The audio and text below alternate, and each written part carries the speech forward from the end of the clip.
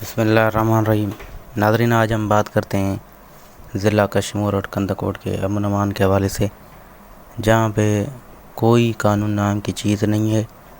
یہاں کے منتخب نمائندے، یہاں کے پولیس اہلکار، ایس پی صاحب، جو بھی یہاں کی انتظامیہ ہے، سارے آرام کی گولی لے کر سوئے ہوئے ہیں۔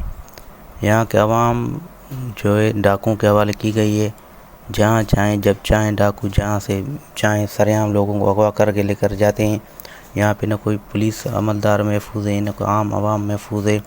دن دہاڑے لوگوں کو قتل کیا جاتا ہے، دن دہاڑے لوگوں کو جو ہے اغوا کیا جاتا ہے، اور یہاں پہ کوئی بھی ان سے پوچھنے والا نہیں ہے۔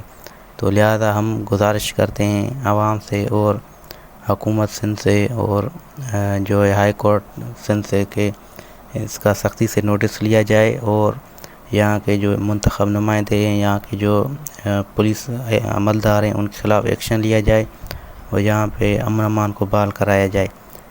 تو لہذا ہم یہی مطالبہ کرتے ہیں کہ یہ مطالبہ